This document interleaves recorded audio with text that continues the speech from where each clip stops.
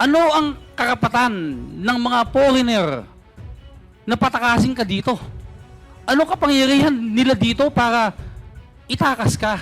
Napaka-imposible naman yan na walang local official na kasabwat ng pagtakas mo. Mayor Alice, huwag mong sayangin yung pagkakataon na ito. Naniniwala ako, matalino kang babae. Mahal mo ang bayan ng Bamban. Pinaghirapan mo kung man ang meron ka. Walang sino man na makatutulong sa'yo kung hindi kami mga congressman nandito. Pasensya na sa mga abogado mo. Sa amin ka makinig sa pagkakataon na ito. Kung ano yung nararamdaman ng puso mo, yun ang sundin mo. Huwag mo munang paingin yung dalawang abogado sa kaliwat kanan mo na yan.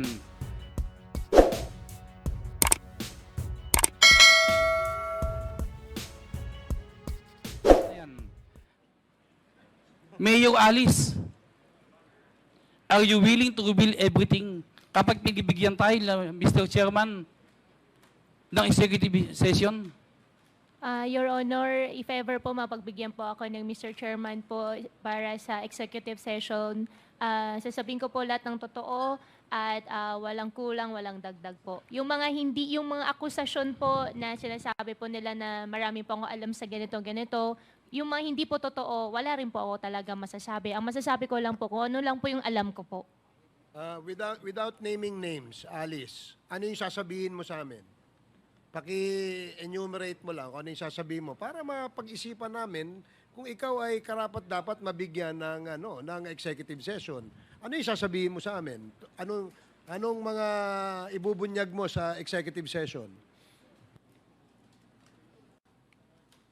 Mr. Chair, ano po yung question po na alam ko pong sasagutin ko po lahat. Halimbawa, tanungin ka ngayon ni Congressman Pascual, sinong opisyal ng PNP o ng local government ang tumulong magpataka sa iyo? Your Honor, wala pong local Okay. government, wala rin pong Sinasabi ko sa PNP. Okay, please proceed, Alam mo, Congressman Pascual. Alam mo, Mayor Alice, ano ang karapatan ng mga foreigner na patakasin ka dito? Ano kapangyarihan nila dito para itakas ka? Napaka-imposible naman yan na walang local official na kasabwat ng pagtakas mo. Your Honor, dahil wala naman po talagang ako nakausap para sa pag-alis po namin, kaya hindi rin po ako pwede mag-fabricate din po. Wala kang nakausap. Sino Wala ang po. kumausap sa mga local official dito? Your Honor, isang tao lang po kausap ko po, pero wala po akong kausap na any local po. Sino yung isang tao na yung nakausap mo, Mayor Alice? Your Honor, yan po yung sinasabi ko po na ayaw ko pong sabihin po sa public. Foreigner ba yan o Pilipino? Yung kausap ko po, foreigner po. Eh, wala nga mangyayari pagkakaganyan. Okay, so we all agree that we will not grant her an executive session. Alice Go, you're not answering the query of the good congressman. At tinatanong niya, yung kaso mo na nakadetain ka. Anong kaso mo? Bailable ba o hindi? Bailable, tama. Yung sa ombudsman po. Available. Ang pangalawang tanong ko sa iyo, bakit hindi kayo nagbe-bail? Bailable pala. Your Honor, hinintayin din po namin yung lumabas po yung isang kaso po. You're not answering the query. Bakit hindi kayo nag-bail? Magkano bang bail ban supposedly? Magkano? Mr. Chair, okay lang po. Tanong ko lang po sa lawyer. Tanungin mo, magkano bail ban, Opo. Mr. Lawyer?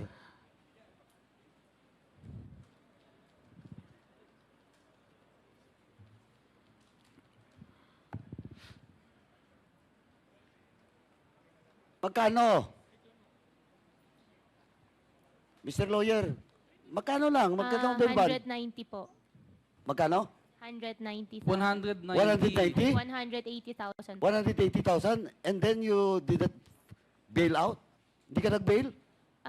Mr. Chair, may ibang mga Mga ano? contempt pa rin daw pong iba, kaya Hindi. Ito. With the indulgence again of... Yes, go ahead, sir. Go ahead. Hindi. Congressman That is Paduano. a deliberate move to you. from you, with your lawyer, na hindi kayo nag-bail kasi mas gusto mong nakadetain doon sa PNP Custodial Facility. Kaya hindi kayo nag-bail. Ayun yung totoong kwento doon. Huwag na tayo maglokohan dito. Again, you're lying. Because the real reason why you did bail out, because you want to be detained doon sa PNP Custodial Center. Again, you're lying. Oh. Di ba? Simpleng-simple. Aka-alis go, billions. Tapos hindi makapag-bail ng 180,000? Oh, you're fooling this country. You're fooling the Filipino people.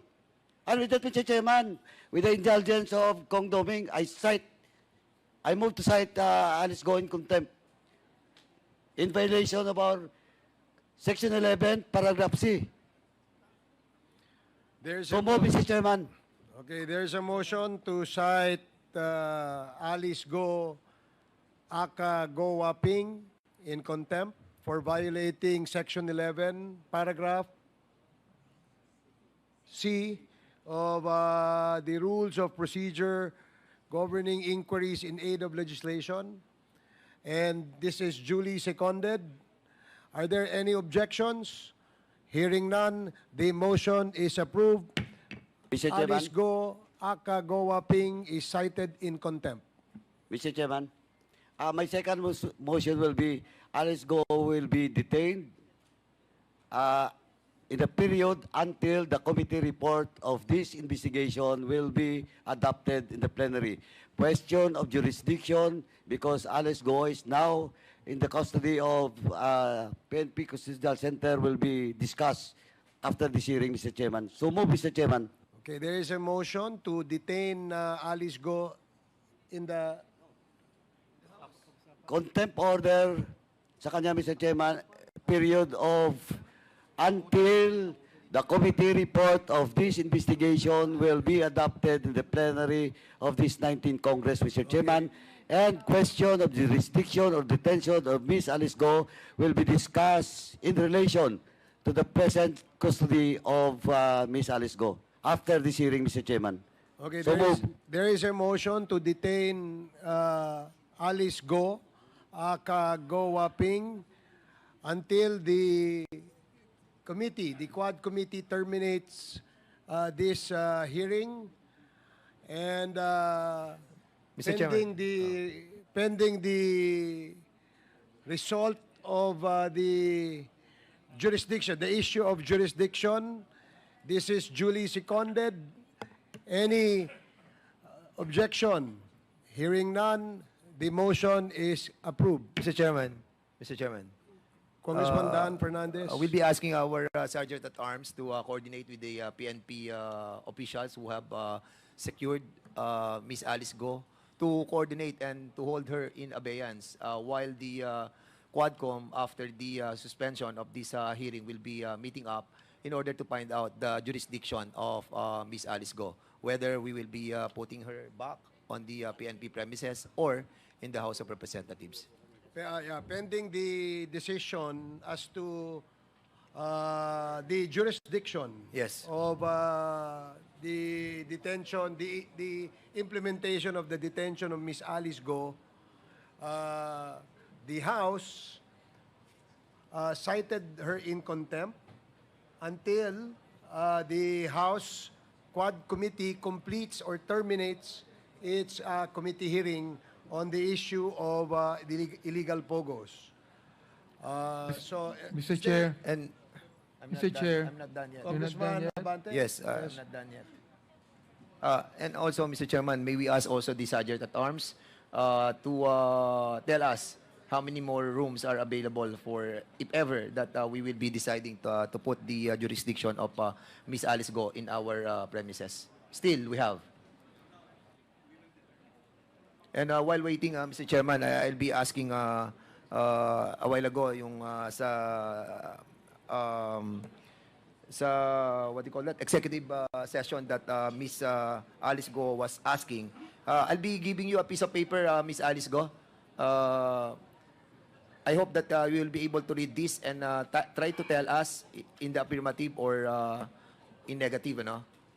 Yung tumulong sa iyo na tao, no, na Chinese, para at least kung wala man tayong executive session, we will be able to know kung sino sana. Ha? Sige, I'll be giving this piece of paper to you. Okay, bigay na. Tapos sabihin na lang kung yes or no. Sulatan na lang. Tapos ka na? Yes, Mr. thank Chair. you. Congressman Abante. Can we just hear perhaps Miss Alice Go would like to say something that can we just hear a statement from her what she would like to tell us this Quadcom. Let us give her a chance.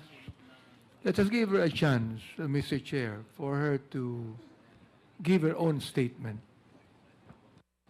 A statement on, if I may ask, Your Honor, what statement are we Well, requiring Alice Go to make? whatever she would like to say, and perhaps she would like to reveal something. Perhaps, Mr. Chair, she would like to say na ginamit lang po ako, may gumamit po sa akin, hindi po talaga totoo na ako ay kasama dito. Let's just hear her make that statement, just to give her a chance. Mr. Narinig Chair. mo ba yon, Alice, yung ano yung sinabi ni Congressman Abante?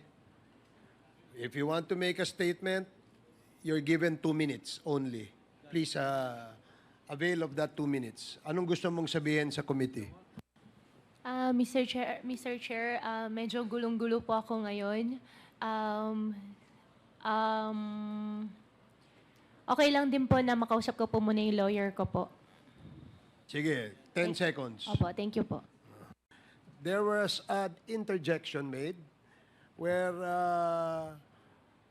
there was a request that Miss Alice Go be made to say something before the Quad. Perhaps something that she would request the committee, or maybe something that she will reveal to the committee. So, Alice, meron kang 2 minuto para sabihin sa amin kung ano yung gusto mong sabihin, as requested by Congressman Abante. Kung wala naman, okay lang din, so we can proceed with the last question of Congressman Pascual. Meron kang sasabihin? Wala. Mr. Chair, as of the moment po, wala po ako naisip. Pero kanina po, regarding po doon sa question po ni Kong Paduano po, na kung bakit di po ako nagbe-bail po. Dahil po na rin na may contempt order din po ako sa Senate, at sabay-sabay na lang po pag na-leave na po. Yun po. Sorry po. A while ago, I Congressman asked Fernandez. Ms. Alice Go, since executive session was not permitted by this body, to write in this piece of paper the names of those who helped her. May I have the liberty or no?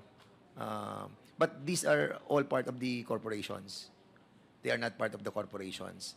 But they you can use your mic, but they used to live here in this country as well. Part of the corporation, pero wag na lang po muna i-reveal sa public. They were a part of the corporation before. Yeah, part of the, until now. Until now.